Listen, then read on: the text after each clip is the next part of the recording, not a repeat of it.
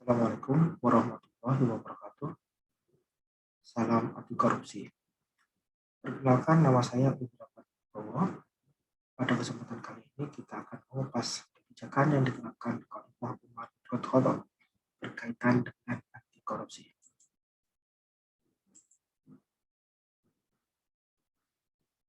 Arti korupsi dalam KBBI, korupsi diartikan sebagai penyelewengan atau penyalahgunaan uang negara untuk keuntungan pribadi maupun keuntungan orang lain.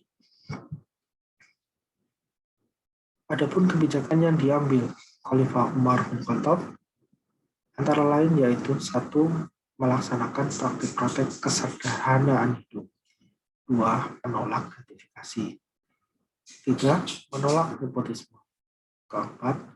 Melakukan pemeriksaan harta pada pejabatnya, baik sebelum dan sesudah menjabat. 5. Melarang pejabatnya melakukan perdagangan.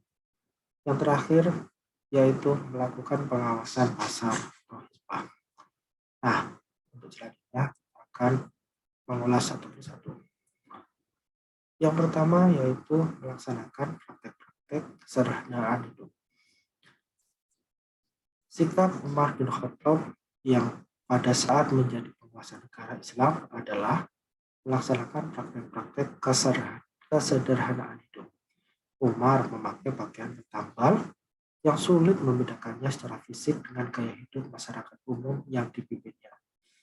Selain itu, ia tidak mempunyai istana atau singgasana yang megah, hanya teras masjid yang digunakannya untuk beristirahat dan menerima tamu dari utusan wilayah. Tidak ada pengawalan khusus yang senantiasa melindunginya kemanapun beliau pergi. Hanya tongkat kayu yang senantiasa menemani.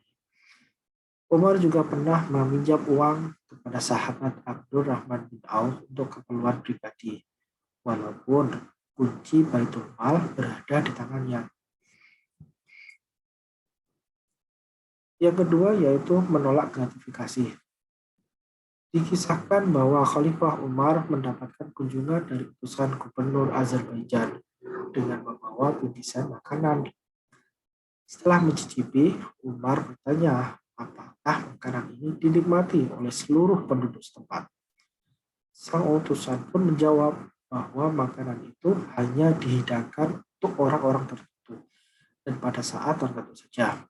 Umar pun menutup makanan tersebut dan meminta utusan untuk mengembalikan ke gubernur Azerbaijan, seraya menyampaikan pesan takutlah kepada Allah dan kenyangkan kaum muslimin dengan makanan yang biasa kamu makan.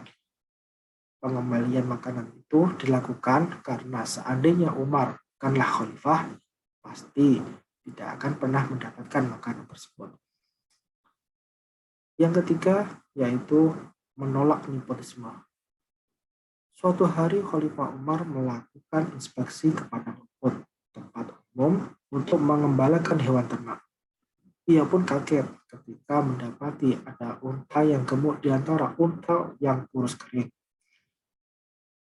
Umar pun menanyakan milik siapakah unta yang kurus dan unta yang gemuk tersebut. Petugas jaga pun menjawab bahwa unta yang kurus adalah milik pengembala dan yang gemuk adalah milik anak Khalifah Umar. Umar pun marah dan memanggil anaknya tersebut. Umar menyalahkan anaknya karena mendapatkan perlakuan istimewa dalam mengembalakan unta sehingga untanya terlihat sehat dan gemuk dibandingkan unta yang lain. Umar pun menyuruh anaknya untuk menjual untanya dan dapat mengambil hasil penjualan sesuai pokok pembeliannya saja dan memasukkan sisanya ke Baitul Mal untuk kepentingan umat. Sekalipun anak khalifah tidak berhak mendapatkan perlakuan istimewa. Pembagian makanan untuk ternak harus adil untuk semua orang. Yang keempat, melakukan pemeriksaan harta pada pejabat baik sebelum dan sesudah menjabat. Di antara para sahabat Nabi yang paling tegas dalam pengawasan harta para pejabat adalah Umar bin Khattab.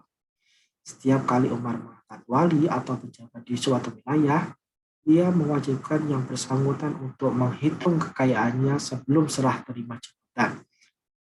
lalu menghitung ulang setelah selesai melaksanakan tugasnya. Apabila kekayaannya bertambah atau lebih dari pendapatan gajinya, Umar akan memerintahkannya untuk memasukkan ke dalam kas negara atau baitul mal. Tentunya ada petugas khusus yang melakukan perhitungan terhadap harta kekayaan para pejabat tersebut, bukan perhitungan yang dilakukan oleh pejabat itu sendiri. Huzaimah bin Sabit berkata, jika Umar mengangkat seorang pejabat, ia akan menuliskan untuknya perjanjian dan akan mensyaratkan kepada pejabat itu untuk tidak mengendarai unta atau yang pada waktu itu menjadi kendaraan mewah, tidak memakan makanan yang berkualitas tinggi, tidak memakai baju yang lembut dan empuk, dan tidak pula menutup rumahnya bagi orang-orang yang membutuhkan dirinya. Jika itu dilakukan, maka ia telah bebas dari sanksi.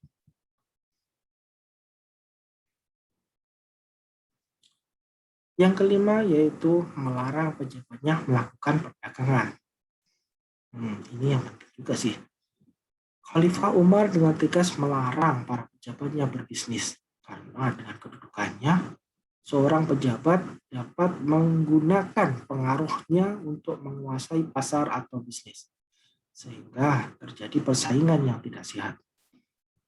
Apalagi pejabat itu ditunjuk untuk melindungi dan melayani umat, bukan untuk berdagang dan memperkaya diri.